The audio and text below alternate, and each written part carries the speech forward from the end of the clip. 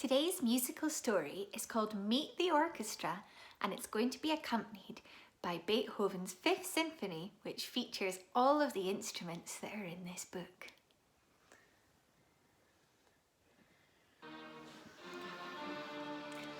Meet the Orchestra. The orchestra plays tonight.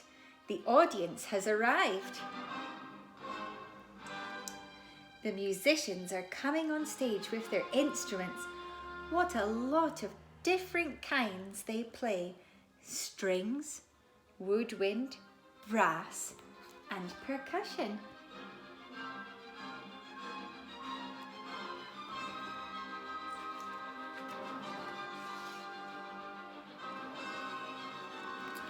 Violin.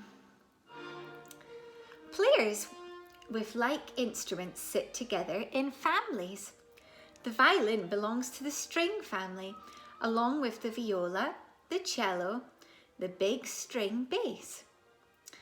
You play all of these with a bow or pluck them with your fingers. The violin is the smallest of the string instruments. Its song can be bright as laughter, light as air, soft as a whisper, or sad as a tear.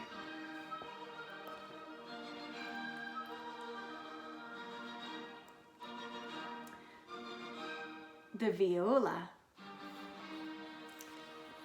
As instruments get bigger, their voices get lower. The viola looks and sounds like a big brother to the violin.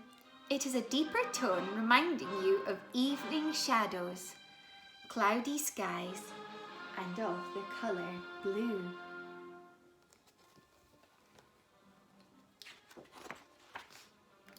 The cello. You can't tuck a cello under your chin the way you do with a violin or viola.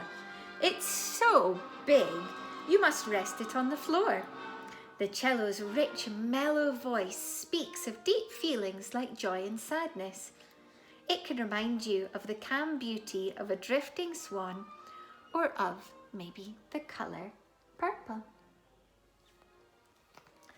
The big double bass or string bass. The string bass is the grandpa of the string family. It is so tall that you must stand up or sit on a high stool to play it. When bowed, its low notes groan and moan. When plucked, its booming sounds help other musicians to keep the beat.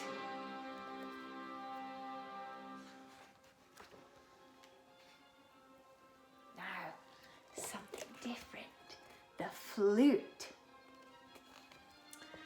The flute belongs to the woodwind family, along with the piccolo, oboe, bassoon, and clarinet. You blow into these instruments to play them. At one time, all of them were made of wood, but today the flute is often made of silver or gold. To play the flute, you hold it sideways, tighten your lips and blow across the air hole.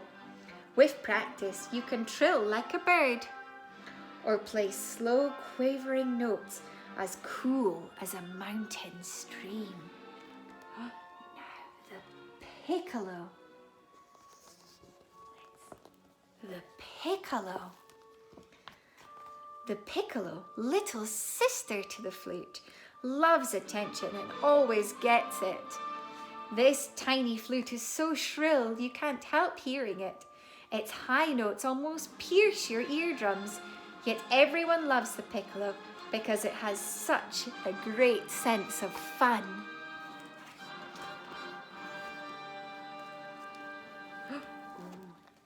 The oboe.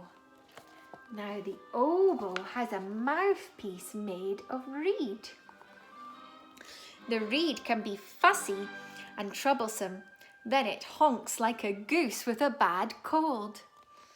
But usually the oboe can be trusted. The oboe plays that single note to which the whole orchestra tunes just before the concert begins. Its voice may remind you of a faraway castle at sunset, of autumn leaves and the sadness of saying goodbye to someone you love. The bassoon is like a large folded oboe. It has a reed mouthpiece. Its voice, like its name, has a kind of loneliness, yet the bassoon can also be playful. It chats and chuckles with the other instruments. You often hear it chugging along like a tough little engine. Can you almost see puffs of smoke coming out of the top of the bassoon?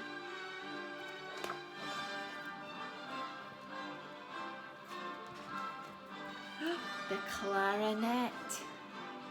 There are two different types of clarinet.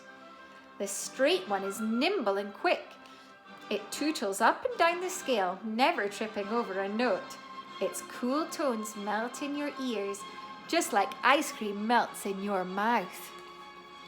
And the other oboe, clarinet.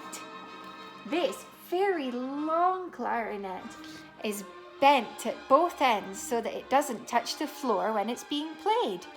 Its low, slow notes may remind you of clouds drifting across the moon or a snake swaying to a snake charmer's music.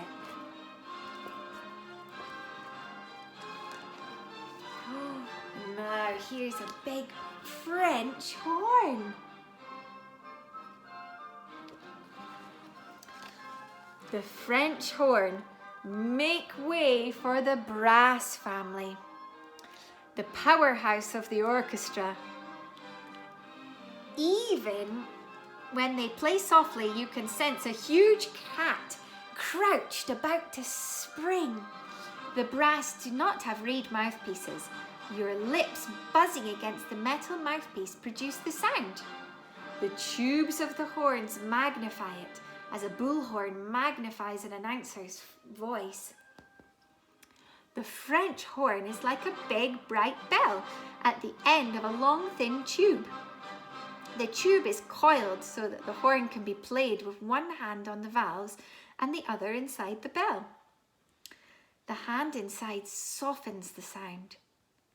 Uncoiled, the French horn would reach all the way across a very large room. Someone would surely trip over it. The French horn has many voices. It can be calm with gentle tones, or it can thrill you with its gallant hunting call.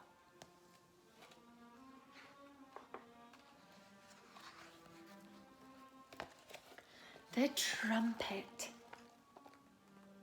The trumpet's shorter tube make it look easier to play than some of the fancier brass. But is it? No, say the trumpeters. You must work just as hard to learn it. The trumpet call is noble and exciting. It can remind you of flags flying, soldiers marching, and royal people entering a great hall.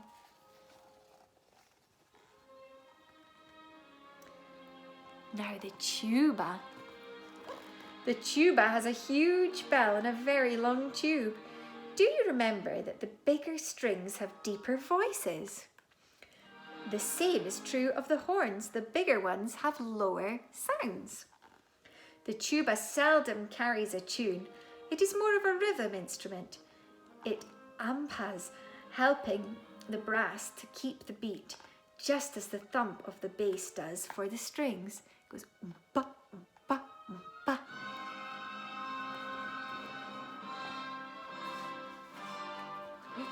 Timpani or kettle drums. Let's have a look at them. Oh, here's a crocodile. The big kettle drums sit in the kitchen or percussion section of the orchestra. Everything that is beaten, banged, dinged or pinged belongs there. Have you ever heard the orchestra rumble with a sound of distant thunder? Suddenly explodes with a boom, boom, boom. That is the timpani. They look like big kettles sitting side by side. Each has a slightly different pitch. You beat rapidly from one to another, making the thunder crash and roll.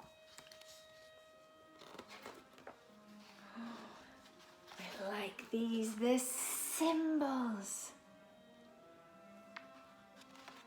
The cymbals look like a pair of pot lids. When banged together, they crash with the fury of an electric storm. If the kettle drums give the roll of thunder, the cymbals give the flash of lightning. Hear them ring out just when the music reaches a peak of excitement. This is a proud moment for the whole orchestra. Oh, and the piano, the grand piano. When you sit down at the piano, the black and white keys make your fingers want to dance. From the center, you can play them all, the high ones in your right hand and the low ones in your left hand. When you hear a murmur of notes burst into thundering chords, then fade into silence, it is probably the voice of the piano. When it's over, you may want to clap or sometimes even cry. Now here is the conductor. He is often called maestro, which means master of the orchestra. That he is, for he leads the musicians at all times. He does it mostly by talking with his hands. In his right hand, he holds a small stick. Can you see it? The baton.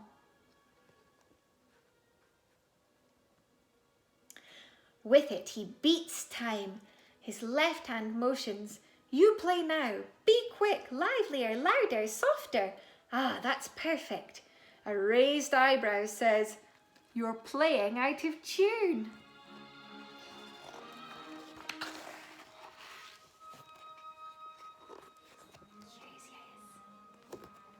The musicians have taken their places.